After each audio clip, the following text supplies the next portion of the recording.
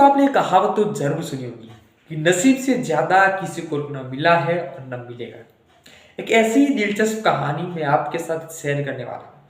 इस वीडियो को पूरा देखिएगा, ध्यान से इस कहानी को सुनिएगा। अगर आपको अच्छा लगता है तो शेयर कीजिएगा। तो आइए शुरू करते हैं कहानी को। दोस्तों ये कहानी है 15वीं सदी की। एक छोटे से गांव में एक पंडित रहता था। अपने बड़े घर में अपनी पत्नी के साथ रहता था। उनका कोई बेटा नहीं था।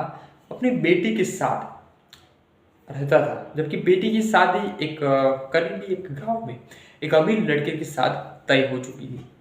काफी कुछ छानबीन के बाद अपनी बेटी की शादी उस लड़के के साथ तय की गई थी।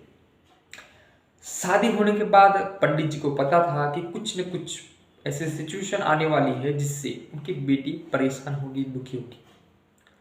लेकिन उनको पता था कि जिसी के साथ इसकी शादी होगी, इसके नसीब में ये भुगतना पड़ेगा।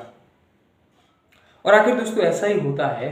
शादी के कुछ समय बाद उनके दामाद कुछ खराब लत में लगे जाते हैं, जुआ खेलने लगते हैं, शराब पीने लगते हैं और आखिर में उनकी बेटी की यानी उनके दामाद की आर्थिक परिस्थिति बहुत खराब हो जाती है। एक दिन उनकी बेटी और दामाद उनके घर पे आते हैं। पंडित जी उनका अच्छा स्वागत करते हैं, उनको अच्छा खाना खिलाते हैं। बेटी और दामाद अपनी इस परिस्थिति को सहन नहीं कर पाते, मदद नहीं मांग पाते।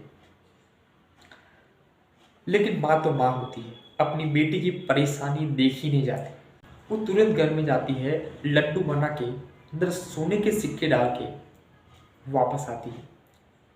जाते वक्त बेटी और दामाद को वो लड्डू देते हैं ताकि पंडित जी को पता भी न चले और अपनी बेटी की परेशानी भी दूर हो जाए, अपनी बेटी की मदद भी हो जाए।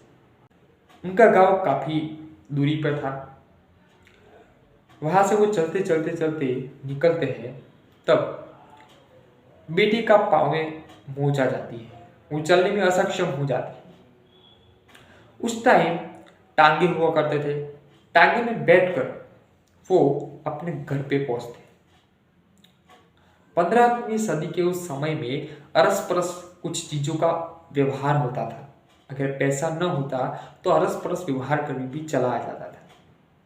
दामाद के पास पैसे की कमी थी, पैसे थे नहीं, तो उन्होंने टांगे वाले को वो लड्डू दे दिए। टांगे वाले वो लड्डू लेकर वहां से निकल गए। टांगे वाले ने सोचा कि यह लड्डू खाकर मेरा भूख मिटने वाला नहीं है, इससे अच्छा है कि मैं देकर चावल खरीद लूं। वो सोचकर वो एक दुकान पे जाता है, लड्डू देकर वहां पे चावल खरीद लेता है। उसी दुकान पर वो पंडित आता है। वो पंडित आता है उसी गांव में पूजा करने के लिए, प्रसाद चढ़ाने के लिए। वहां से वो लड्डू खरीदता है।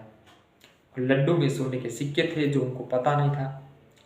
पूजा खत्म होते ही दक्षिणा के रूप में वो लड्डू वापस लेके वो जब घर पे जाता है, खाना खाते वक्त वो लड्डू में सोने का सिक्का नजर आता है। तब जाके उनकी पत्नी के आंख में आंसू आ जाते हैं और वो पूरी कहानी उनको बताते हैं कि मैंने ही वो सोने का सिक्का इसमें रखा था। तब जाके पंडित उनको बताते हुए कहते हैं कि मैं भी अपनी बेटी को बहुत प्यार करता हूँ, मुझे भी उसकी परेशानी देखी नहीं जाती। लेकिन मुझे पता था कि चाहे वो किसी भी लड़के के साथ शादी क्यों न कर ले, उसके नसीब में लिखा था कि उनको ये समय भुगतना पड़ेगा और आखिर में वो समय भुगत रहे।